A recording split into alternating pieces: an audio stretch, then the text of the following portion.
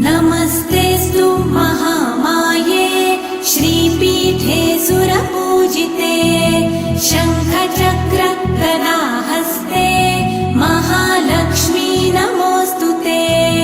नमस्ते गरुडारूढे कोलासुरभयङ्करी